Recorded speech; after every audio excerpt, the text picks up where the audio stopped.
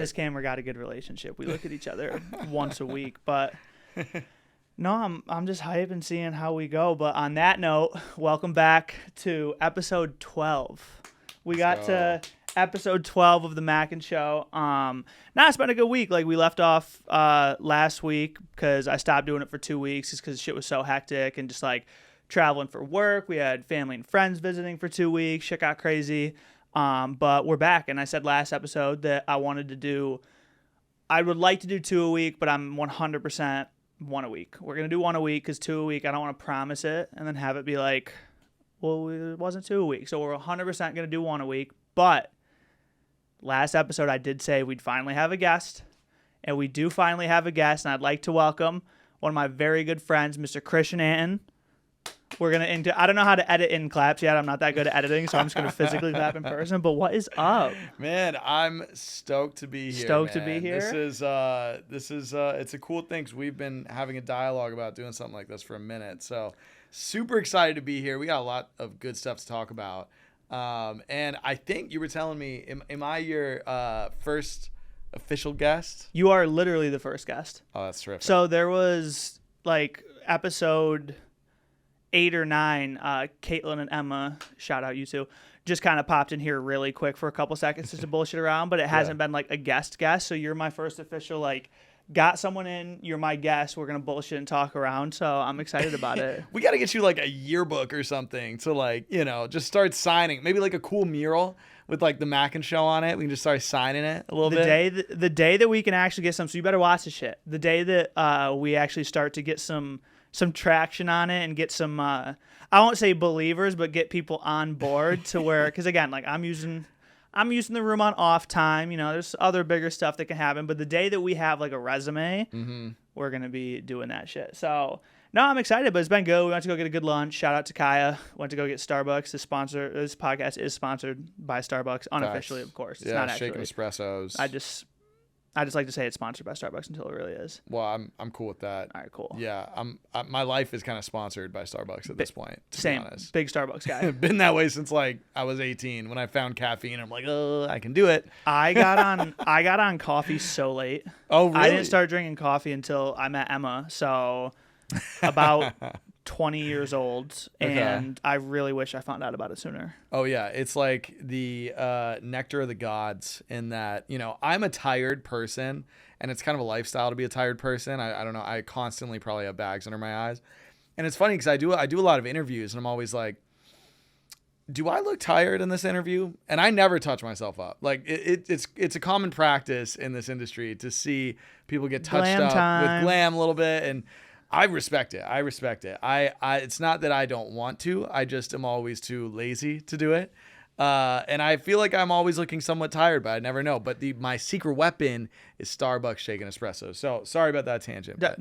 Best drink on the menu. But no, you actually touched on something that was where I was going to go with it too. So I met Christian through Katie. Shout out Katie. We used to work at Annie Energy together. And I got to meet Christian, and has been so great for what we've known each other for almost 2 years. Around the Super Bowl when it was in LA. 2 years almost. Yeah. Jesus Christ. So yeah, I've known Christian for about 2 years, and it's funny where, not in a bad way, because again, like obviously a ton of people have like friends in different areas, but all like my good friends, like again, luckily, because it makes it easier for understanding and just like having shit, are in this realm, whether it is like real motion pictures like we're gonna get into, or just like the social media shit. What Christian does is really fucking cool, honestly. Like, envious of like what he's been able to do with that shit, people he's been able to talk to. So I dive into exactly who you work for, what you do for them, and because I think it's so cool. So no, I appreciate it, man. You just hyped me up. I feel like I'm ready to run through a wall right now. Cool. Man. It's cool.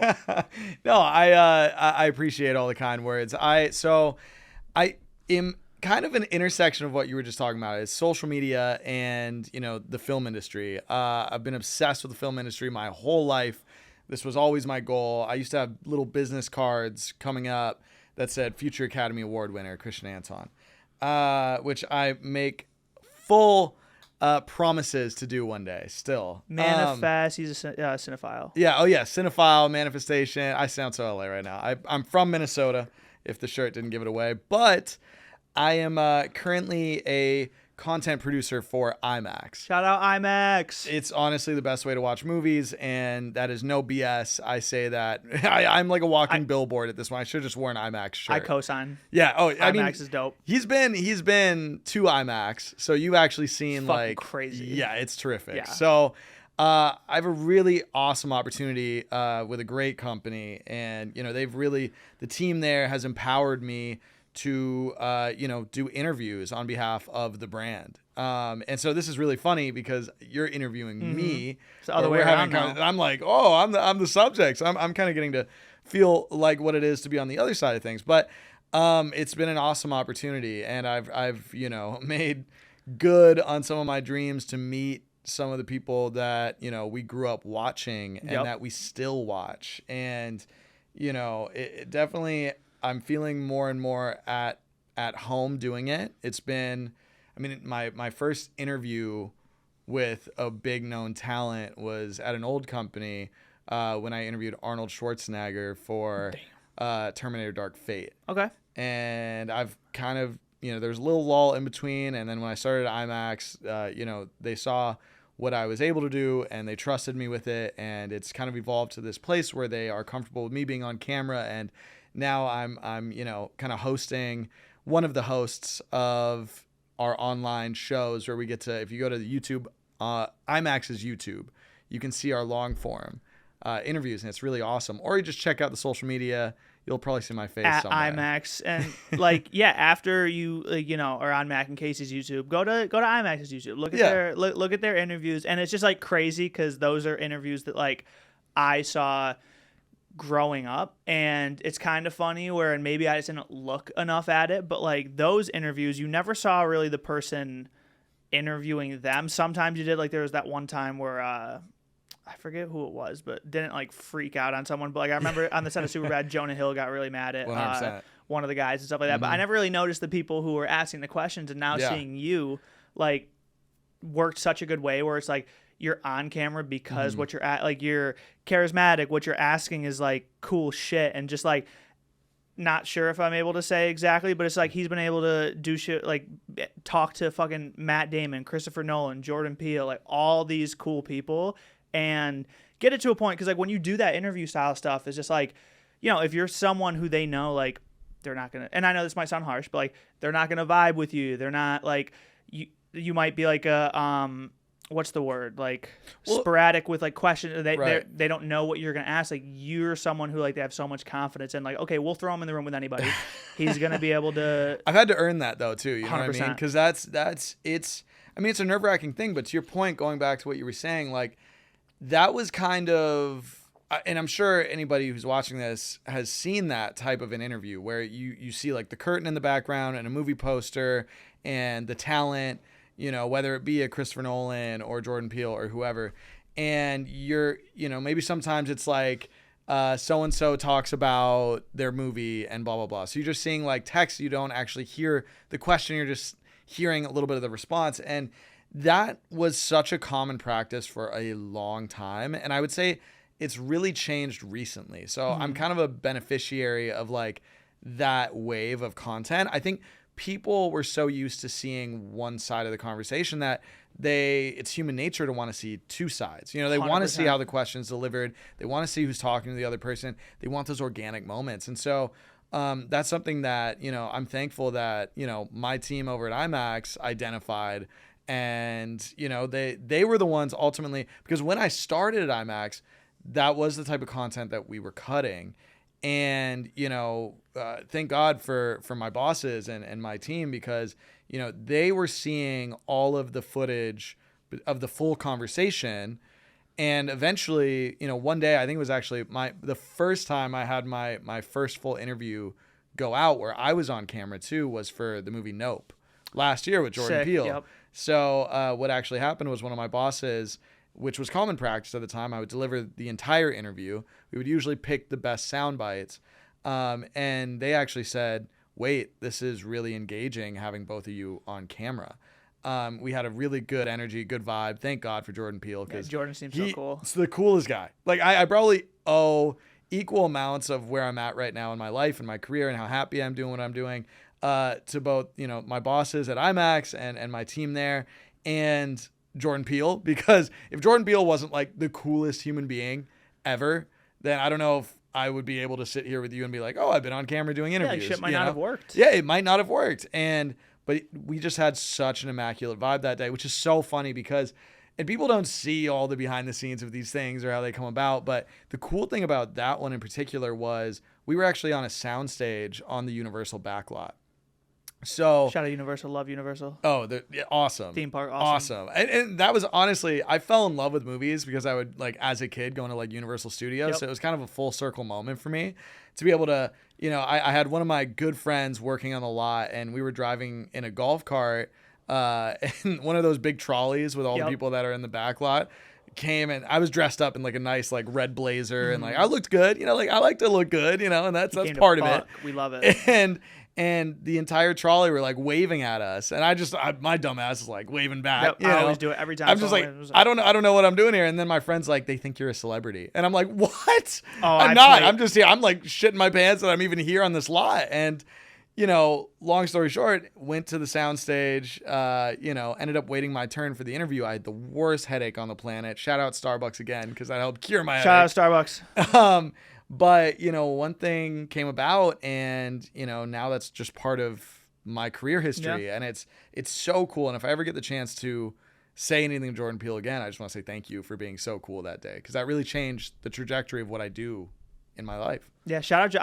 I remember that was probably one of the, just a genuine or general shout out to Jordan Peele. I remember when Get Out first came out. I don't think I've gone back to a movie theater. Like, I remember I went to see it with friends in the theater twice. Went with my now girlfriend at the time once. And I think, so in total, I think I went to the theater to watch Get Out 4 separate times. Watched it 300 times since then, obviously, because like it's been years and it's on streaming and shit like that. But that was the first movie other than... it's actually playing at the Melrose rooftop in a couple weeks. Is it really? Yeah. I'm gonna have to go watch that shit. But other than, because again, like I grew up, obviously I was a little young for it, but like as time went on, I was like, I'm the biggest Harry Potter nerd out there. So those movies, I'm pretty sure if I could like think back on memories, I probably went to go see those a couple different times in theaters. But Get Out was the first movie where I went back to the theater multiple times to watch it. So no,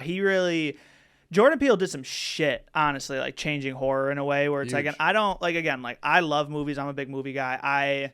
I'm not as big into like, this podcast knows this at this point, not the smartest person in the world. So like, I can't dive deep into exactly like why Jordan Peele's movies are like so much like in my mind. I'm just like, cause he adds like a weird level of like comedy, but also real life shit and stuff like that, because everything from Get Out to Us to Nope and just like shit like that, he just like makes and to go from Key and Peele show is like crazy to go to horror. Like who would have thought like some dude who had a comedy show is going to horror next? So, but it's kind of cool seeing the intersection of a genre like horror and comedy, because they both evoke an emotion, right? So it's like true. A lot of great comedians have like kind of a dark side, like mentally. That dark humor sometimes, right? Dark humor, which is my kind of humor. To be honest, I never get to show that anywhere, but I love that type of thing. So yeah, no. To your point, also his production company is awesome.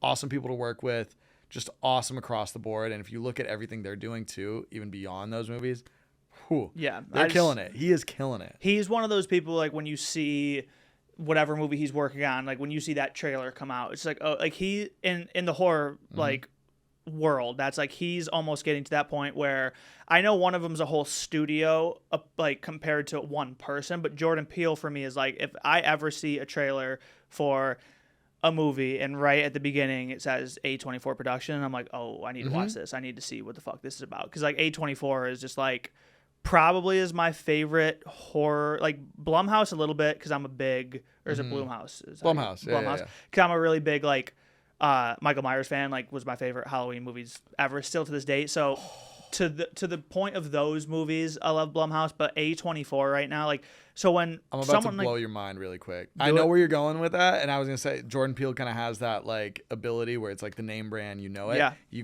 co-signs something, you're good. I'm about to blow your mind because I'm always staying up to date on the trades. Blow my mind, do it. So A24, and I don't know, when this releases if this will be the case, but as of right now, A24 is leading because it's all, technical, but the rights to the Michael Myers and Halloween franchise is up for, I think, like renting right now. And A24 is the leading bidder for the Michael Myers franchise. So there could be possibly be more in the future with an A24 vibe. It would be A24 Halloween. Yeah. If they remade another Halloween, because like the type of because again, like everything from Midsummer to Hereditary to I think A24 might have Did you see Talk to Me? I need to see Talk to Me. We're going to talk about movies today too. That's one this year that it won't get awards love. It should. I want to see Lighthouse with Robert Pattinson. Mm-hmm. Did they do? I don't know why I thought that was M. Night Shyamalan. Well, he was just the director who did Old. Right. Yeah. I don't know if that was Universal. That was Universal. Okay, Mm-hmm. but regardless, A24. So if they go to A24, that would be crazy. Because again, stacked. if there's it's September 30th. It's about to be spooky season. Yes. If it's not already, Yes. it's about to be October. My favorite time of the year. My favorite time of the year too. Like again, I'm a big comedy person. Like everything. Like I'm a huge stand-up lover to comedy movies. And you're funny. You're a funny guy. Don't sell yourself short. You're a funny guy. Funny as shit. But no, like movies wise, like I always anticipate a horror anything in that genre movie. More like with Exorcist coming out like soon. I can't fucking this is gonna be fake of me. I get it. I've only seen clips of the original like 1980s or like whatever year that one came out. Man, I know I need to actually watch like that like official movie, but if you know what the Exorcist has to do with and shit like that. So when I saw the preview of this one, I was like, I like when a trailer can give me chills. I'm like, wow. Yeah. Like the last trailer that really gave me like chills was Smile, and that was A24 too. I'm pretty sure, right? Or no? That was Paramount. That was Paramount. Damn. Shout out them. But no, when like a trailer can give me chills, I'm just like, oh fuck. Like Dude. an Exorcist, the new one coming out, it had me like, fuck. Well, and so it's following that like trend that's been going on where it's like, I don't think this is necessarily just a sequel to the original, but you know how that's like been a trend, like Halloween did that recently and everything. But this one does bring back Linda Blair, who was in the original Exorcist. Love how they do that. So and I love that too, because it's like I can't even remember the last time there was a proper Exorcist movie. I mean, maybe Exorcist 3, something like that. I don't know, but this one does, to your point. The trailer looked great. The way that they incorporated the music, man, like I have really good appreciation for movie marketing these days, because I've been so heavily on the movie marketing side for a long time. And to your point, man, I'm excited. I'm excited for Exorcist Believer for sure. Yeah. So like, if you had to, let's just say 3, because it's just like, what are the 3 most anticipated movies for you? Right. Obviously, we just got done with like the most anticipated movie summer that I think I've ever experienced in my life from Barbenheimer. But since that's gone, obviously, we're not getting Taylor Swift either. Or wait, no, Taylor Sist. That's what Taylor it was. Sist. They were going to be the Exorcist and Taylor Swift on the same day, and I'm bummed about that. We're gonna hop into Taylor Swift here in a second. But what are 3 of your most anticipated movies coming out right now? So today's September 30th, and let's see. It's a tough question because we're always marketing everything that's coming obviously to IMAX, but I am such a cinephile. I'm always like. The reason I'm good at what I do is because I'm legitimately excited about everything that I'm talking about, and to talk to like the certain directors I get to talk to and the actors and yada, yada, yada. But to your point, the ones I am personally most excited for, I mean, Exorcist Believer. Horror is my favorite genre. And I love being scared.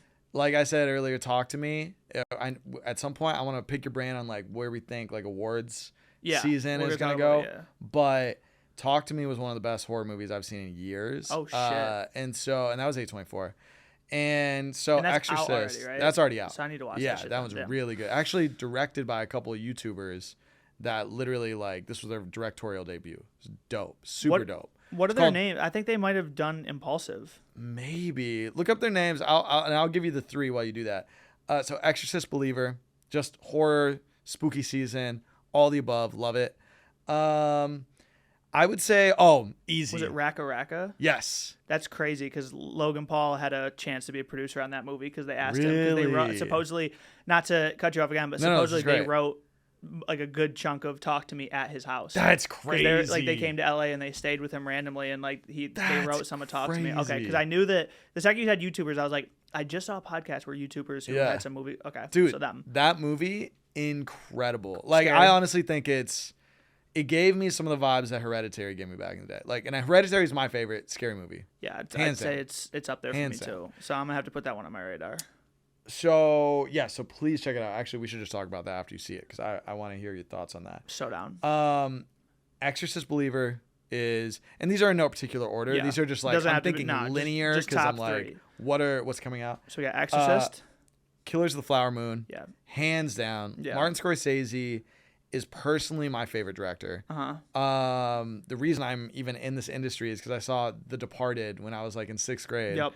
And talk about like dark humor and dark movies, like that is a dark movie, especially to see a 6th grader. But shout out my dad. And being from the Northeast, like I just like, I don't know. Sense of home in that movie. Boston and I never been to Boston ironically, and I've seen The Departed maybe 100 times. So I was like a little kid in a candy shop walking around. I'm like, oh, that was in the movie that Boston. So The Departed.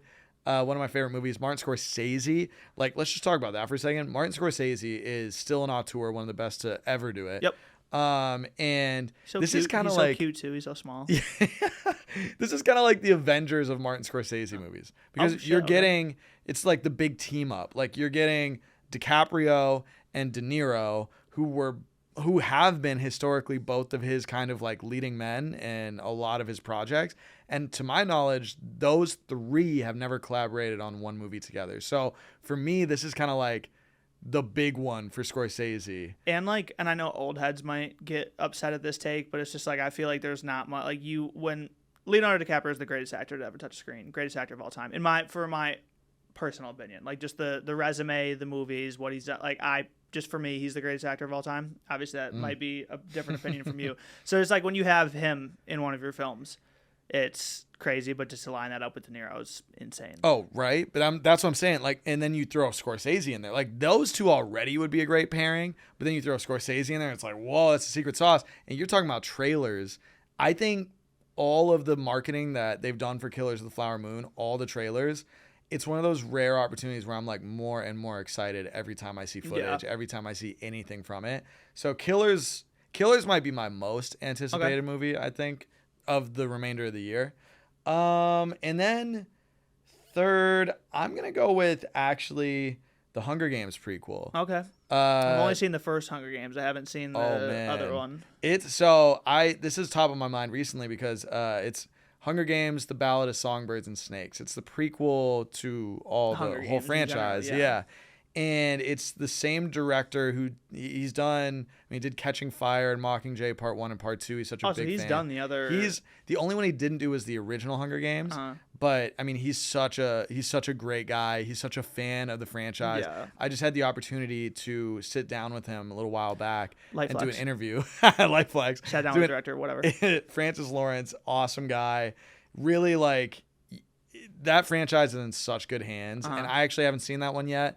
But getting to talk to him fresh off of seeing it himself, I'm really excited. And I think because I do a lot of research for these interviews, and as part of that research, I get to watch movies as research, which is like, come on, that's like shout out Los Angeles, man. I just part love of my movies. job is I gotta watch movies. Right. I went to film school also, and I would watch movies in the library when everybody's studying, for real things. And I'm just like, this is who I am. This is what I do. I love movies. I dropped out. That's okay. But no, so I rewatched all the Hunger Games movies before talking to Francis. Smart. And incredible. Like the franchise is incredible, and you kind of forget because it's just been a while since we've had some fresh content how important that franchise is. And I really think you're going to see a really big resurgence of Hunger Game fandom here this November because that movie is going to be incredible. Because that movie, yeah, like the Hunger Games franchise, like did so good on being able to like have that, like, because you have certain franchises, but they were good to like almost like have that world where it's like they do have like stuffed animal, action figure, all this type of shit. Like when you can get to that point, then like that's how you know like, oh, we got one. So if they can get that back, then I think that's perfect. Can I throw in one more little?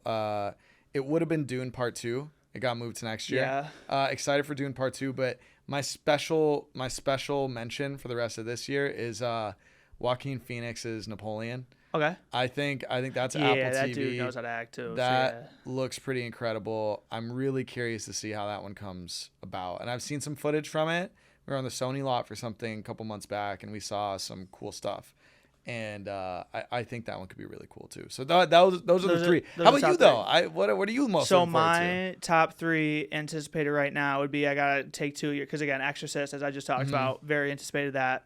Killers of the Flower Moon, Leo, obviously Robert De Niro. Like those are top 2, and then just because I got to experience what it was like in real life to be there and like understand the hype, and again, watching this podcast, you know how big of a fan I am. Also, the Taylor Swift movie. Oh, duh. About, like, Swift Mania, Swifties, the Swiftercists, like the Taylor Assists, whatever we want to call it. That movie is going to be, that film is going to be fucking crazy because, I mean, just being, like, I know I'm going to sound like every other Swiftie in the world, but just being there, bro, like being at the Eras Tour was like nothing I'd ever experienced. Like, truthfully, like, again, obviously, like, Astroworld for me was, like, top dog just because, like, that was my preference. But, like, being somewhere and just seeing the energy of, like, a 70,000 people sold-out crowd. And just, like, we saw the camera. Like, we saw very heavy-duty cameras on stage following around. So we were like, okay, they're filming something. Like, something's going to come, whether it's, like... And this is... for the LA show specifically, right? The one that you went to. Yeah, which is so like I think it'll probably be it'll span over because she did 6 shows here. Right. So I think it'll be like my show plus other ones because whatnot. And so cool though. I know, like I didn't appreciate it until after we got home because I didn't know. But the show we went to, that's where she gave the hat to Kobe Bryant's daughter. Oh. Vanessa and Natalia were there, and like obviously Taylor Swift had rest in peace, such a good relationship with Kobe Bryant. Yeah. So it was just like an extra special moment. And again, like I didn't know because I'm not rich. I'm not sitting on the floor. I didn't know that was happening because I was so far away from like who she was giving the hat to. I just saw like, oh, she was giving the hat to a kid. Like, how nice. I didn't realize it till we got back home. They're like, oh shit, that's Kobe Bryant's kid. Happened. Like, that's fucking awesome. That's incredible. And yeah, like people watching this know at this point I'm a big Taylor person. So I'm and it just shows. As you should be. And it just shows like the level of just her. I mean, like it's made over 100 million in pre-sales so far, and it's getting to the point where I'm like, okay, like this woman can quite literally, I know we tell everyone that other people can, and this woman can do whatever the fuck she wants, ever. She can sell $1 billion in a tour. She's like, hey, you know what? I'm going to come out with a movie now, 100 mil. Which is huge. I mean, I can't remember. It's like the pre-sale numbers were like outpacing one of the Avengers movies or something like that. Like, she has single-handedly stimulated like the economy of the United States, which is I don't know if you can say that about any other artist. No, so like that's can't. Impressive. And like it's a cultural moment. Like this is something people are going to talk about for years and decades. Dare I say eras? So you know, fuck right? Scooter Braun. Facts. So I think like it's cool to see it happening, and I'm fully. Maybe we'll get you over to IMAX when we watch it there. Honestly, I would love to come to IMAX to watch it, and you know, I think that one's gonna be fucking sick. Taylor, I love you. I think, you know, if you ever want to come on the show, like, yeah, do it. Call me up. Like, we're here. Like, I would love to have you as a guest. That'd be awesome. We're in LA, so just saying that's gonna be another fire one. And yeah, so those are my top 3 movies anticipated right now, just because, you know, I feel like we had such a summer of like the only 2 things I was anticipating were Oppenheimer and Barbie, obviously, and like neither of them disappointed. Like, they were both of them were fucking phenomenal. Incredible. Like Oppenheimer was like, I happily sat and I got to watch that at IMAX, which was dope, and like I got to flex on some of my friends because everyone was like, oh, like there's only X amount of 70 millimeter movie screens in the country, and like, you know, you gotta watch it. Like Nolan wanted you to watch on 70 millimeter film screen, all this type of shit, IMAX screens. And I had this conversation with my friends back home, and they're like, yeah, like we got one club. I was like, bitch, I went to IMAX. I went to IMAX. I didn't go to IMAX screen.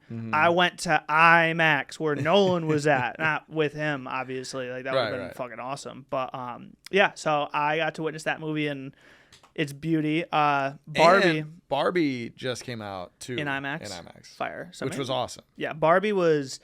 I don't get like don't get me wrong, like certain movies aren't your thing. Like sort of like, have I seen The Notebook? Yeah, like shout out Ryan Gosling, shout out Rachel McAdams. Like great movie. Like is that my cup of tea? I'm not the biggest romance movie guy. Like great, whatever. But I still watched it and I was like, oh okay, like I don't hate it, but it's not like my cup of tea. I never understood like the male energy of like fucking Barbie. I'm not gonna go see Barbie. What the fuck?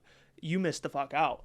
Barbie it was funny. Awesome. It was hilarious. So funny. And it got me to, because I'd probably say on my top 3 favorite actors, this is going to be like a weird tangent, but like top 3 favorite actors like of all time, Will Ferrell. And this role gave me like, if Brennan from Step Brothers grew up to be a CEO and like that was him. So it just gave me like old Will Ferrell, because Will Ferrell hasn't really been in like a shit ton of stuff lately. He's done stuff, but he hasn't been in like, you know, in the early 2010s and early 2000s, everything. And everything was amazing. Yeah. But then he slowed down. I mean, shit, he got older. He made bangers. He can chill if he wants. But having him in this movie too is like a smaller role. I was just like, it was cool. It was like a nostalgic feeling. He's also a friend of mine actually from work, used to work for the Lakers, and he was showing me a video of when they shot Daddy's Home at an NBA game.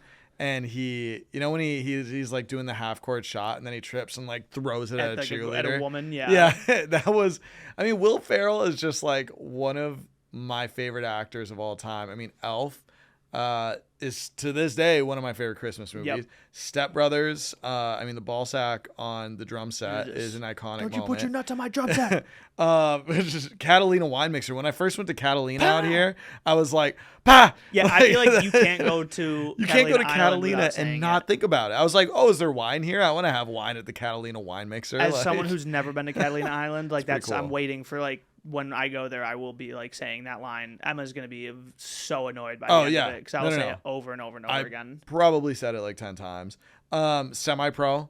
I'm a big sports fan, and that movie might be one of the funniest sports movies I've ever seen. Maybe I would even say. Murder your family. Yeah. Like, what did I say? Technical foul. I personally think, and don't get me wrong, like obviously everyone has movies are an opinion-based thing. It's obviously subjective or objective. Which is the best part about it? That's subjective. Subjective.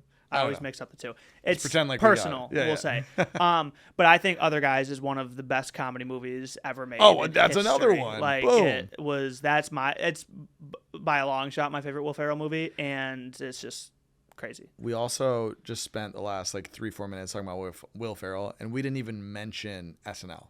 Like that's how, and like you could go down a whole dude. Yeah, that was. Harry Carey here. Like I'm like, dude, I love.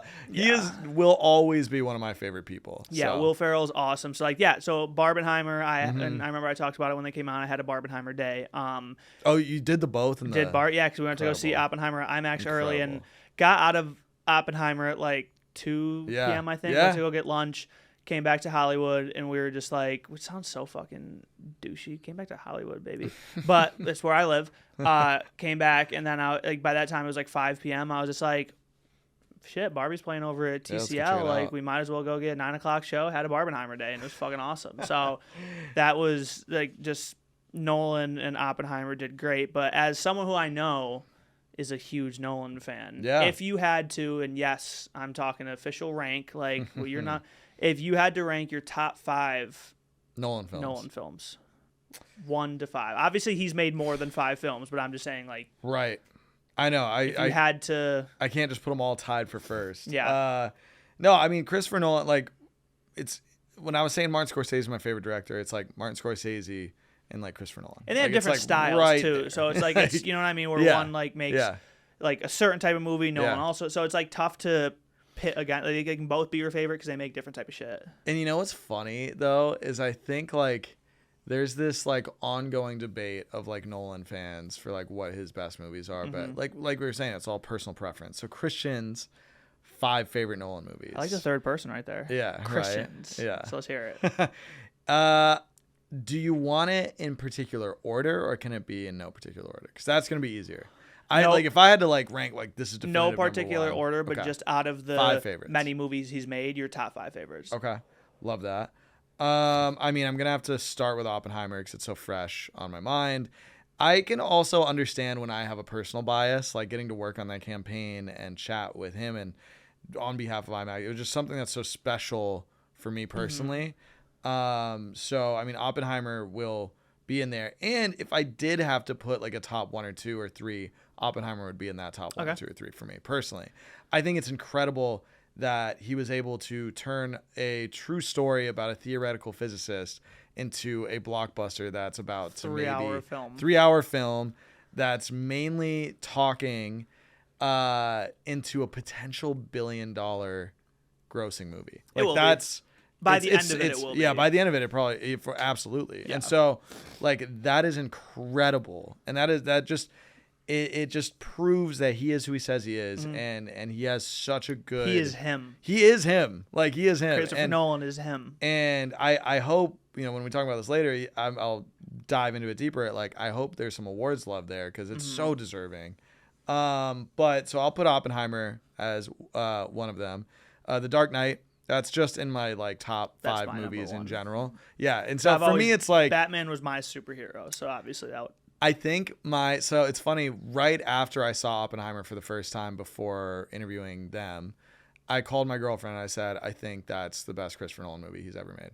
And she said to me, shout out, Katie. And she said to me, what about The Dark Knight? And I was like, oh, fuck. Shit. Yeah, I was like, that's how you know you're right. good when it's just you're right. I was like, it's one or the other. So I alternate on any given day because I have the built-in Batman fandom as well. I used to love comics. It was Batman, Spider-Man, X-Men were my favorites. And so Batman, Nolan, Heath Ledger's Joker, the whole thing, everything's so perfect about that. So Oppenheimer and Dark Knight in no particular order because I can't say one is better than the other. Respect. Right now I'm just 1A, 1B on any given day. So those two are undoubtedly yeah. Man, and this is now where it gets tricky because we got 3 more, and I want to ask you the same thing. We actually watched Inception together. We did. Inception, I feel is heavily slept on and has such overt ties to his fandom for James Bond. Yep. And I love James Bond. So for me, I would have to throw Inception in my top 5. Do you see there in talks for him to do a Bond? Yes, and that would be incredible. If that happens, it would be insane. I'll die. I will die. That is all I want to see in my life is a Christopher Nolan directed. I can die a happy man. If I see that movie, I'm done. Everything's good. So we got Oppenheimer, Dark Knight, Inception. Got 2 more on the list. And this is where it gets tough because there's 3 that come to mind. And so I'll preface it with this. I love Dark Knight Rises in a way that I think a lot of people shade it in a way, almost because of how it's because the Dark Knight. That's what I like. I love Tom Hardy's Bane. I will die on that hill. I think he was an incredible villain. And I just love the Dark Knight lore and the characters and the trilogy. Awesome. And everybody is so focused on what could have been with if Heath Ledger had come back as the Joker, and I think there were rumors at one point that DiCaprio might be the Riddler, and there's something that could have happened, but we're in the universe where we got Dark Knight Rises, and I'm happy about it. I think it's a good movie, and I don't really get it being slept on like it is, but for the sake of this, I'm not going to put it in my top 5. Okay. I easily could, and depending on the day, I would maybe be convinced of doing it, but I'm going to do Dunkirk. Okay. Because Dunkirk is just an incredible film. And then Interstellar. I was going to say that, I was hoping that you were going to put Interstellar.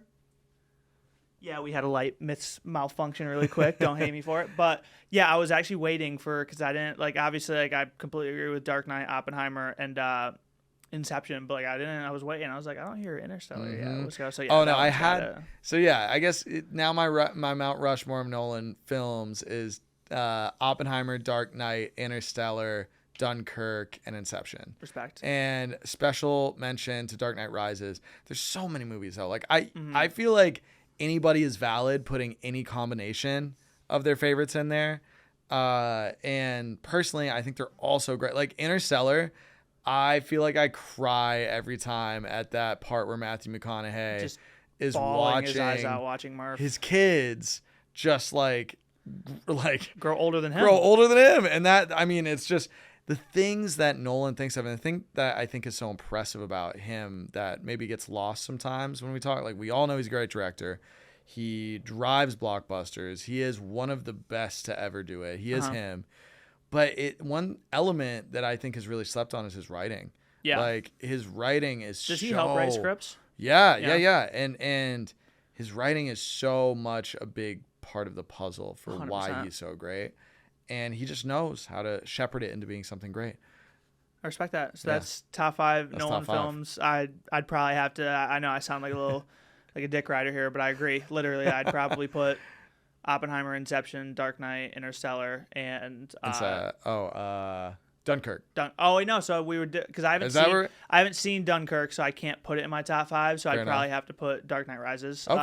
In top 5. That's fair, though. Just because I haven't seen Dunkirk, though. Dunkirk's that incredible. could change, but the ending of Dark Knight Rises I thought was just fucking insane, awesome. Where it's like Alfred sees him out, they just give the quick little nod, and then Alfred gets up because he knows, like, okay, cool, like that's what he said he was gonna do. I thought Christian Bale died at the end, obviously, because he took the bomb or took the nuke out into the ocean, shit like that. Who knew? Anne Hathaway's probably. I know this might be controversial because obviously once fucking Robert Pattinson's Batman came out and Zoe Kravitz was Catwoman, Anne Hathaway was probably the baddest woman. I don't know if Catwoman was a superhero necessarily, but vigilante. I'd say Anne Hathaway's Catwoman was the baddest, and by baddest I mean just the hottest vigilante character I've like ever seen on film. Honestly, I'm a big Anne Hathaway guy, so obviously like that's probably a little biased, but yeah, like when I saw her as Catwoman, I was like, and that was like, you know, when I was 13, that's like when you first start, you know, having crazy crushes and shit. Maybe not when you first start, but again, love her. So those are my 5, and this is actually gonna bring up a question really quick because I know you got to interview Nolan, which was awesome. You also got to interview Matt Damon and Emily Blunt, which was also really cool. Shout out Emily Blunt and Cillian Murphy. Which I don't know how the fuck I just left out Cillian Murphy because he seems like a cool ass person in general too. They're all great people. But I have to ask, and this is no tea, no shade to anyone else. If anything, this is just like all a positive thing. If you had to pick for personal preferences, and this doesn't mean anyone else wasn't amazing because they were, who was your personal favorite person so far that you've gotten to interview with? Like ever. Wow. Not off that cast, but just in general, all the interviews you've done. Who's like your favorite from like you were excited? It could be you were excited before, or it could be like you knew of them before, but the interview was so great that you were like, holy shit. Like someone that you've gotten to. Well, I mean, honestly, all the people we just talked about for Oppenheimer were great. Like that was... I remember I walked around. It was in New York, and I flew out. I was out there for 24 hours. Flew there, saw the movie, went to sleep, woke up, did the interviews, walked around New York City. I live out in L.A., so it was fun to be out there. Got a slice of pizza. It's like a fever dream of a day. Literally. Yeah. And then I flew back all within 24 hours, and that was probably the best. I mean, it was so cool to even be there, to be doing the whole thing. It was just surreal.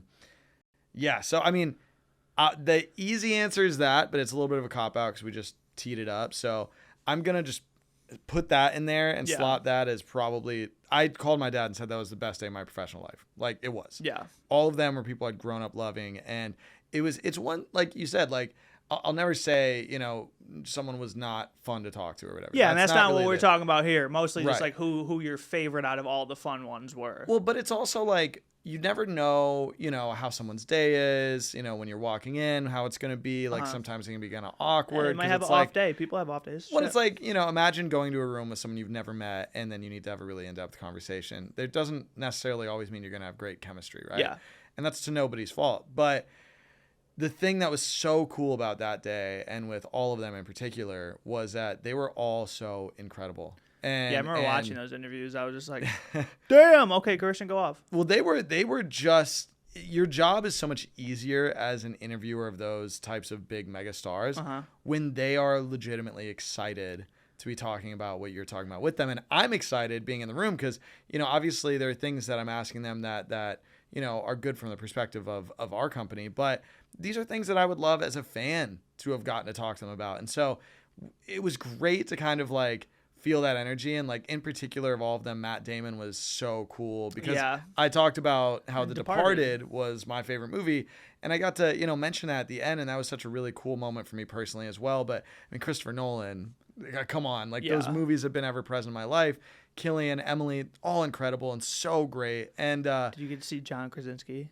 I didn't get to see John Krasinski. Shout out Jim. But it's funny how like small that world is because even just getting to be in a conversation with Matt and Emily, even off camera, where they're talking about like John and it's just like so normal. But I would say taking all of that out of it, man, Greta Gerwig was pretty awesome to talk to. She was on Michael B. Jordan was incredible to get to talk to. That was so cool for Creed. I think the one that will stick in my mind that I'll never forget was getting to talk to Tom Cruise. Yeah, that was incredible for Top Gun Maverick. That was so cool. And Top Gun Maverick, like arguably at the time, like helped save the film industry in a way, right? So like, he made people go to theaters for that shit. And he is every bit the movie star that you think he's Tom the epitome Cruise of a movie star. Like he actually, is like does his own stunts. Like he's got that bigger than life feel to him. Yes, he's got that mysteriousness to him. Like without because again, like a lot of these people, like due to social media, are way more accessible now. Which again, like is a good. You want to know like. Who like someone you're a fan of, you want to know what they like, what their favorite foods are, what do they do on an off day, whatever. But like it does, you'd be lying to yourself if you think it does take away from that crazy movie star experience because like part of before social media, and I'm only 24, so I'm acting like I'm fucking old, but part of before social media was like when you don't get to see like literally other than the film coming out and maybe like, Us Weekly and like news articles and shit like that, you don't know what the fuck they're doing. You don't know like what their day-to-day things are. You don't know anything about them other than the movie they're putting out. That led to the aura of the movie stardom because like they're just such big stars that you only see them in those big star moments where social media has changed that a little bit. Given like all my favorite movie stars who use social media, to me, still fucking movie stars. But Tom Cruise has that level of like he's just different. Mysteriousness. He is different in a good way in terms of that he's just built different. The guy is doing things that really no one else can do, and it's incredible. It's hanging incredible. Hanging off planes, learning how to fly planes, doing all the stunts he does, incredible. But and this is I'm already skewing this last one. Going back to what we talked about, I think maybe the most that I vibed in an interview with somebody and that we just like naturally got each other was Jordan Peele. Okay. Bringing it all the way. Shout out Jordan Peele again. So that was your favorite interview. Shout out Tom Cruise, awesome guy, and it was nothing but good stuff. But I just didn't know if we wanted to. But no, regardless, those are Christian's faves. I know that like shit. I've met some people out here that aren't my faves who I won't talk to because who knows? Maybe I won't talk about because maybe I want them on the podcast someday and we can talk about it then. But no, I feel like Jordan Peele would be fucking dope. And no, it's just crazy to see like who you've been able to talk to over time. I mean, straight like literal Oscar winners and stuff like that. And that kind of, we were talking about Oscars and award season earlier. So if you had to give predictions, right? Because I remember you were talking to me about it the other day that like when Oppenheimer first came out, you and me were both like, yeah, best picture of the year, 100%. Definitely gonna be best picture. But once you saw the trailer, because I remember we talked, I think when we were at Josh's doing the sketch comedy, you were talking about like, oh, Killers of the Flower Moon. Yeah. What do you see at the end of the year when Oscars rolls around winning Best Picture? It's just such a good And I know question. there's like certain movies that like, we can't attest to it yet because certain movies aren't out yet, but let's just say based off of the knowledge that we have at the moment. I think Oppenheimer is going to be the Best Picture winner. Just because the hype around it too. It's just there's so much momentum with it. And, the thing with award season is you never really know until you really get into the thick of it, you know, how awards voters are going to vote. And it's so nuanced in the way that it all comes about. But I would say for me, Oppenheimer is my best picture of the year. I think Barbie is going to be in the conversation. It's going to get And should nominated, be. absolutely. It yeah. should be.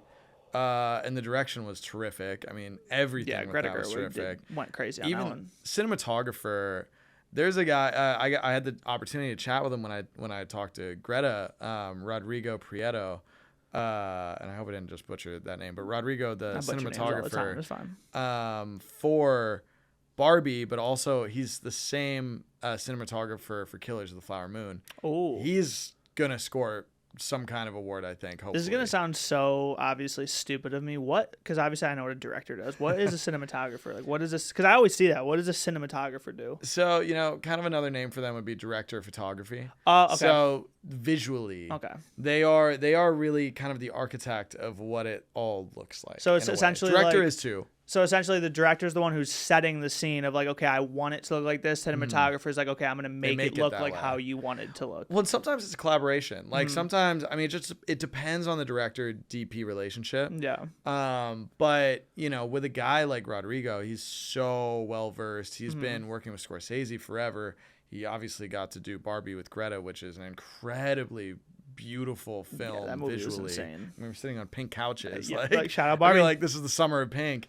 And he is just really good. Like so, there are cinematographers that, and sometimes directors know exactly what they want, but sometimes it is that kind of teamwork collaboration where they could defer to someone like a cinematographer that says, let's try this or let's do this. And very much when you're on set, like there are a lot of those decisions that they're looking right in it, and they're really setting up the shot, and they're making it look the way they want it to look, and it's incredible. Like the work that great cinematographers do, even like just cinematographers in general, people that are growing up trying to be a cinematographer, it's a terrific job. Yeah. And it is such an important one, and it's one that I feel like we don't in the national conversation give as much love to as we should. But like that's one thing this year that's been really cool is that I've gotten to interact with a lot of different cinematographers. Another one is Christopher Nolan's guy, Hoyte van Hoytema, who also did. What a name. He's the man. Hoyte van Hoytema. That's he cool. he also did Nope with Jordan Peele. Okay. Incredible guy. Another one. I mean, if you see, IMAX cameras are massive. They're these big things. They're crazy. Very loud. He's one of those cinematographers that has it on his shoulder the entire time, and that thing is heavy. Yeah. Heavy. I saw them talking about that during Oppenheimer, and they'd be like right Yeah. in their face, like Yeah. and like it's literally right there. It's But like right since it's such there. like that's not how it shows up, obviously on camera. But like it's literally they're this close and having to like do shit. Yeah, dude, it's crazy, honestly. So I feel like, there are those types of things that I think the award season we're gonna see. I mean, both those, honestly, all of those people that we just mentioned, Greta Gerwig, Christopher Nolan, Hoyte van Hoytema, Rodrigo, I think all of them are going to get some love. Killers of the Flower Moon. I mean, I've yet to see it, but I feel like that's going to get some love. You good? We're pausing just to make sure there. Yeah, we good. Okay, cool. You keep going. Okay. My fault. There you go. We'll start it up. Other movies, I would say, Killers of the Flower Moon. Okay. Priscilla. Have you heard of this one? Is that the one that's going to be with Jacob Elordi? And, Yes. Yeah. Okay. Yes. I feel like he'll play a good Elvis, even though Elvis wasn't 6'5". Right. But Well, and this one's gonna be interesting because last year, right? We had Elvis. Yeah, because Yeah. Austin Butler won. So this year we get Priscilla. literally still talks like this. Yeah. Shout out Austin Butler. And so this year we get Priscilla. And so I think that one is probably going to be very interesting. That's an A24 movie too, I think. That's A24? Yeah, I think so. Oh, shit. Okay. The Nicolas Cage one, that doesn't come out this year. The one that Josh is in. Yeah. That's next year, I think. That looks really incredible. Because I remember he said he was going Or is it to. this year? It might be this year because I remember he said he was talking to. What's what the was his name name? of that one again? It's I'm so Dream fake. Scenario. Is that it I or think something? so.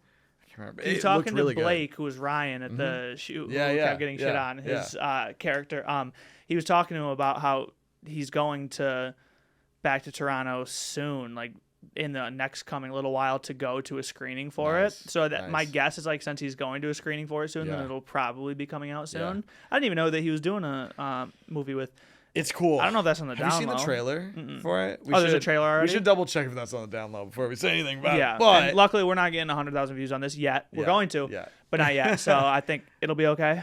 But I think that movie looks incredible. And if that's this year, maybe you could see Nicolas Cage kind of score a nom out of there. Yeah, easily. Because that looks incredible. That just looks like I haven't seen a movie that looks like that in recent memory. It gave me very much like John Malkovich. Oh shit! Okay. Being John Malkovich vibes. But I don't know if that was. Yeah, I would say it kind of gives me Being John Malkovich vibes. But I don't know. Like any other movies you're thinking of that maybe I missed out on for awards season? I feel like there's some obvious ones that I'm just not catching. I know. I'm just gonna movies that came out in 2023. In 2023, Paw Patrol. No, I'm kidding. But Paw Patrol for Best Picture. No, I'm going over like the other than what you said because like I remember like when No Hard Feelings came out that got like a lot of good traction. But that's love Jennifer Lawrence, but that obviously wasn't like an Oscar contender movie. She was hilarious in it. Yeah, that was. She was great, and so was the kid. Did you see Asteroid City? No, but I heard really that was a want good to one. see that I didn't see one. that either, but I heard that. I just remember that one came out and that was a good one. I really want to see that one. Yeah, I mean that's really it. What at least like that I can remember that was in theaters that is giving me like can win Best Picture vibes. Maybe, and this I don't think. Maybe it's Best Picture worth. I don't know, but I think it's pretty heavy competition with Killers and Barbie and Oppenheimer. Ooh, I forgot. It's definitely gonna win. Obviously, it won't win some like Best Picture and shit like that. But the Super Mario Bros. Movie. Oh yeah, that movie went crazy. That was win. terrific. That'll win like just like animation and stuff like that, or Spider-Man Across the Spider-Verse. Oh, yeah. Well, the first too. one did win Best Animated Feature at the Oscars. Yeah, okay. So maybe you gotta. Man, that was a really good movie. Really good movie. I know. I'm just trying to think of. The Little Mermaid. Little Mermaid. That had solid. like a lot of traction. Maybe that'd have like Sat or like shit like that. You know what I could see of the ones that we were talking about too? Napoleon could maybe score some acting nominations. I mean, Joaquin Phoenix has such a great pedigree, right? Like, I feel like awards. Oh fuck, Air.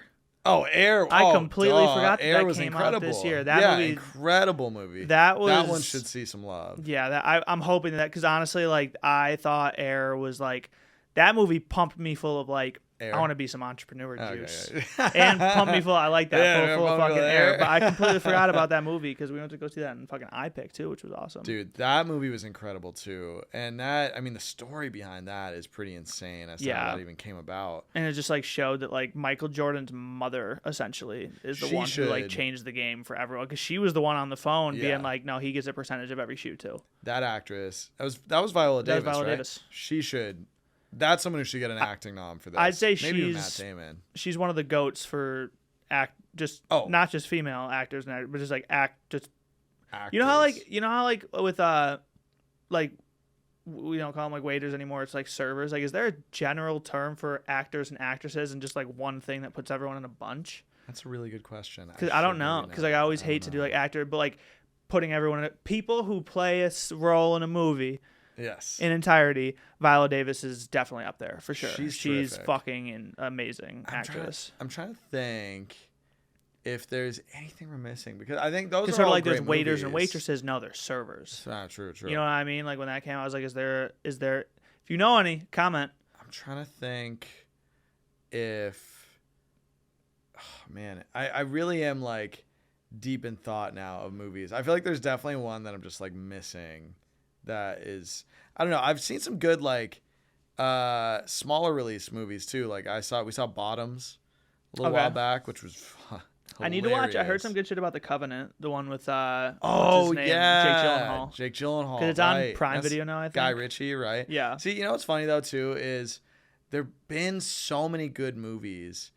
And I mean, we could talk TV. That could be a whole other episode one day. That'll be all another. Yeah, because there's so much. Shows. Yeah.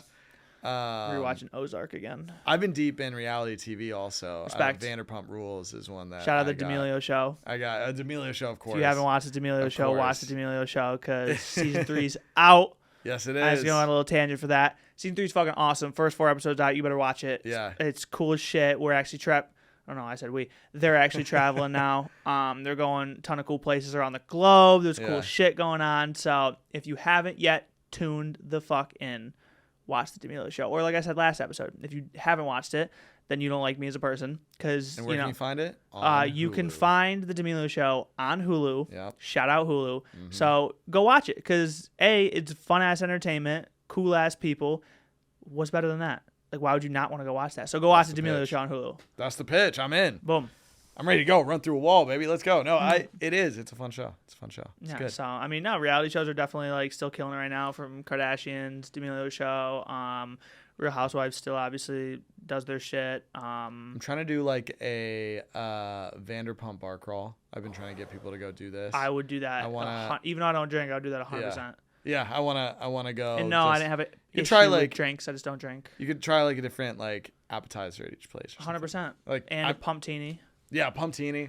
More pumptinis. Oh my god, if we could see James Kennedy do like a DJ on Have you ever seen See You Next Tuesday? No, we went to one. Want to go. It was so awesome. He was James. I want to go. He was James. Was he? He was just James. Which James again, Kennedy it's reality. It's not like he's playing a character, but like just he was who you'd expect. I fucking love James Kennedy. It's on my bucket list of things to do in LA, so I need to go see that. I got some funny stories I got to tell you about Vanderpump off camera at some point. Anyway. 100%. Yeah, I meant to tell you this before we even got on here. Anyway, let's keep going. So what time did you say you had to hard out a little bit? What time is it right now? It's 3:20. No, we've been talking for a little bit. I got like another 20 minutes. Another 20 minutes? All right, so we'll wrap it up relatively soon because we got a ton of good movie talk right now. We've had... Yes. Yeah, like I said, like we're still... With this podcast, like I'm still structuring shit. I'm not some like, structure organizational genius. I'm just trying to, just have fun conversations and shit. So it's going to come. We're going to get fun games and segments at some point. Hopefully one day that this podcast can get to something then I could have other people helping me out with this podcast because, I don't like have people working the cams and doing other shit. So we will at some point. But wow, it's already been an hour. It's already been an hour. No, it doesn't even feel like it, right? No, it doesn't. This room's kind of hot though. I'm not gonna lie. I know. I was starting to get a little sweaty. I'm sweating a little bit. But no, like since we did a shit ton of good movie talk, touched on some TV shows a little bit. Yes. I just wanted to just ask like, what's up with your Vikings, man? He's got his Minnesota shirt on. That one hurts. He's not Kirk Thuggins this year. Oh god, no, he is. That's the problem. The rest of the team just isn't doing I don't know. Look, I love that we're gonna talk about this. I am gonna be probably much more positive because I'm on camera than I am on a Sunday watching these. Tomorrow's gonna be different. Yeah. Oh man. Yeah, that could really be bad. Luckily, there's not a camera following me around on game days because that would probably be when God tests me the most. Yep. Yeah, man. I don't know. The Vikings. Look, Minnesota sports. Respect. I'll say it like this. At one point, people used to call Cleveland sports the factory of sadness. I think we probably can take that name in the last 30 years of my life. I was born in 1993. My favorite teams, the Minnesota Twins, the Minnesota Vikings, of which they are my favorite, Minnesota Timberwolves, and then, hockey, obviously, because I'm a kid from the North. Yeah. Minnesota Wild.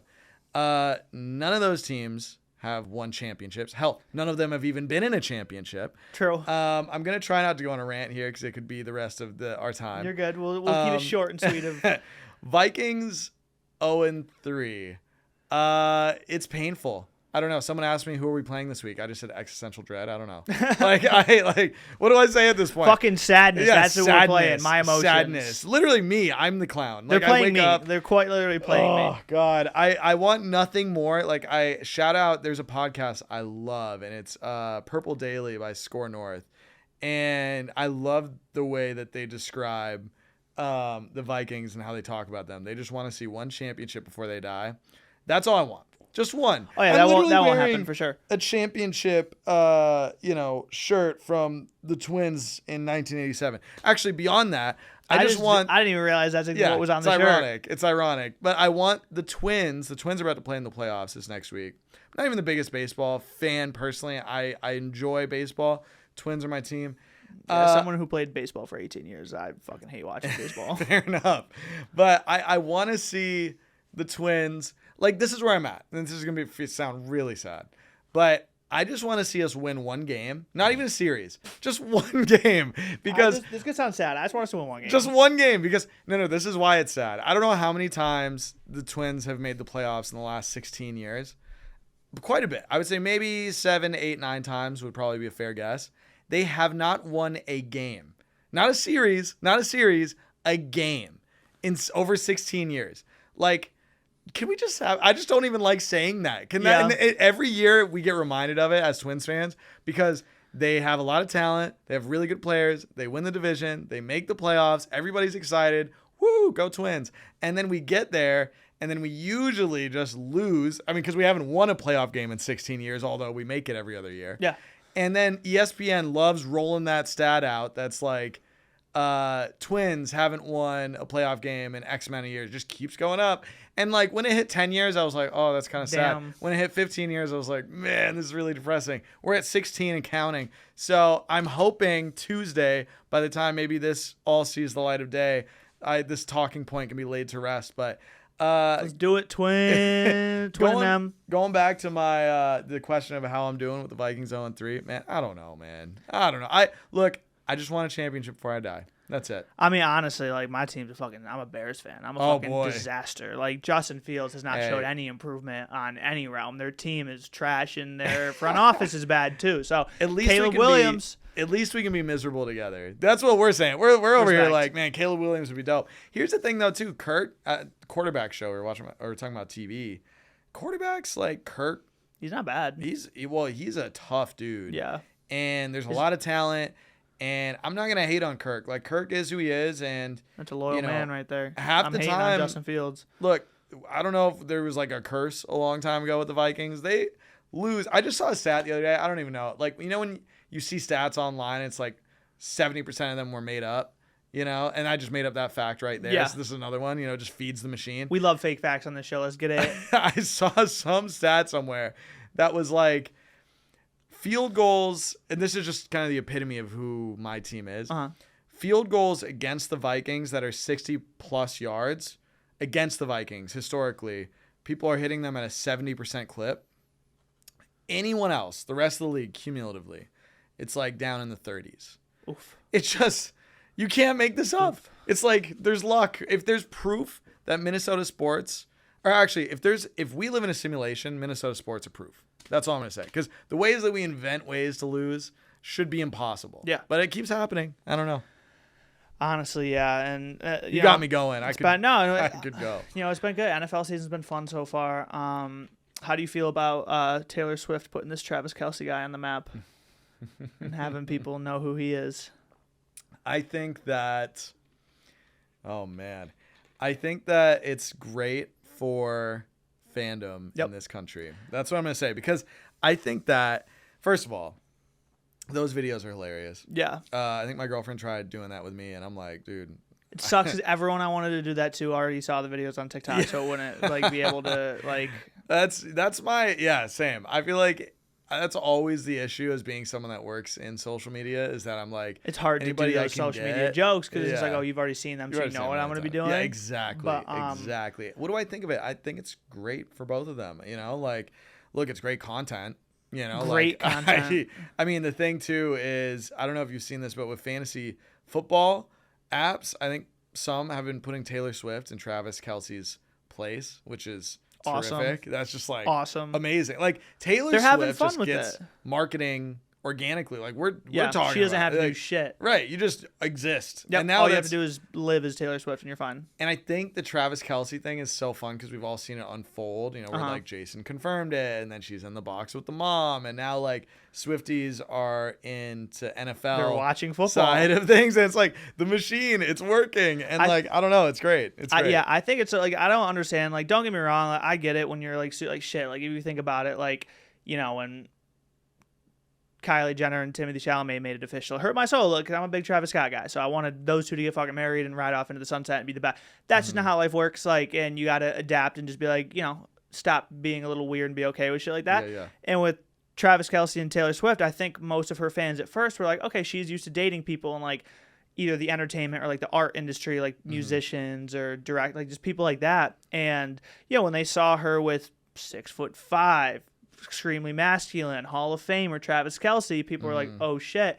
And, you know, obviously, like, if you're a Swiftie who's, you know, you're going from fucking Harry Styles type, like, oh, like that type of like relationship to when you see someone is, you know, just as out there as Travis Kelce, you might be like, oh, this guy's a douche, he's whatever. But it's just like they're opening up to it. Swifties are opening up to it way more now. I think it's going to be so. I mean, you even see like the NFL's Instagram page was like they switched it to NFL Taylor's version. Dude, like they want to use their music for shit. Like I think it's cool. And I said this on the last podcast where when it comes to celebrity life, people are so quick to like rush into stuff where it's just like back home in New York, or like if people I know who aren't famous, like, you know, if they're going to get lunch together or shisha, they might just be fucking. Like, truthfully, they might just be fucking. And, like, you know, it doesn't necessarily mean, like, oh, it's 100%, like, they're about to, you know, they're talking about marriage, right? No, but just, like, they're casually seeing each other. That's part of the pressure of being someone in the public eye. 100%. Right? Like, 100%.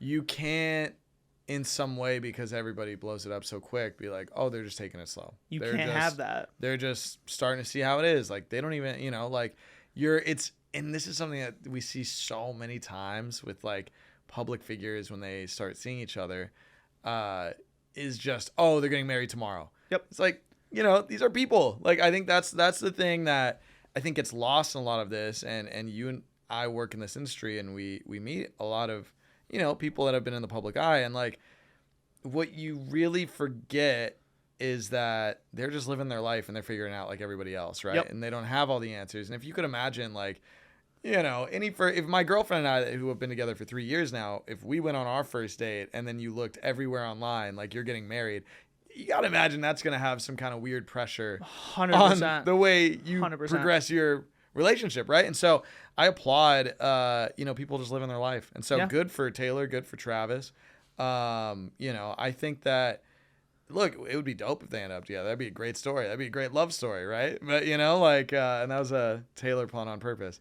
But I'm on the sideline. I forget how that line goes, but there's something about 87 and 89 or something. I don't know, but, and I should know that. I'm sorry, but no, I'm happy. I think it's so cool. And as a avid sports lover, like, I don't feel upset about any of this. I'm like, more people get to talk about the NFL. I just wish the Vikings were relevant so that when people talk about the NFL, it could be like, oh, look at my teams in the NFL, you know. But yeah, and I'm here, like I said, like adding Taylor to anything is just like that much better. Like I wanted Kardashian Jenner today. I mean, like, I know Kendall obviously has it with like the NBA, like she's always in a relationship with an NBA player, but I wanted, like, I feel like adding a Kardashian to which there's been talks of Kim and OBJ, which is the possibility, which those two fit each other's vibes perfectly, honestly.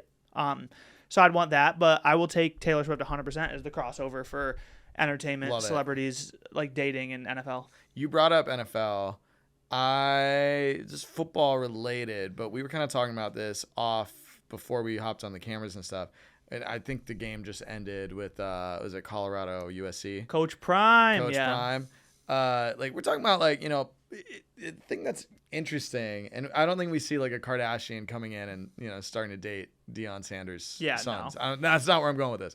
But I think what's interesting is you're seeing, like, I think the lines of pop culture and sports, maybe they've always blurred, but I think even especially blurring in today's world with, you know, the height of social media and content people and showing celebrity, up to games and showing up to games, and like, I think that's been what's been really cool for me to see lately. Obviously, Travis and Taylor is a big part of that, right? Like, it's a culture thing. It's a pop culture moment. It happens to coincide with sports, which I think sports and movies and music are maybe the most powerful forces in our world to bring people together that 100%. Maybe you wouldn't have any other relation to, which is so dope.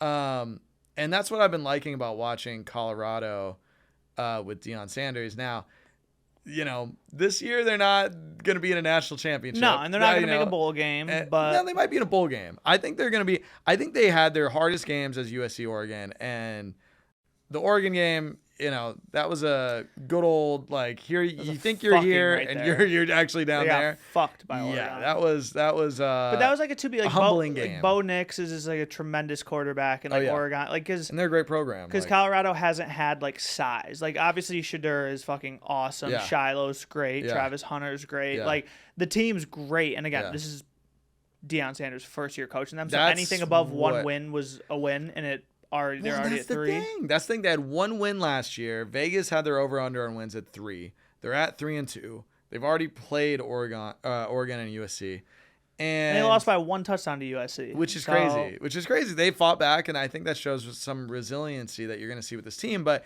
I think it's more the overarching like culture shift and culture change in sports that I love seeing. Like Katie and I going back to Hulu, Shout out Hulu. and FX. Been watching Welcome to Wrexham, the show where like Ryan Reynolds and Rob McElhenney buy Wrexham a team FC. out in Wales, Wrexham FC, and I can't help but draw parallels to their big presence in a team that historically had really struggled. Yeah. And then Deion, coming to Colorado and doing kind of the same thing. Like, I mean, you see pictures and videos of last year when there was like 3 fans in the stands in Colorado.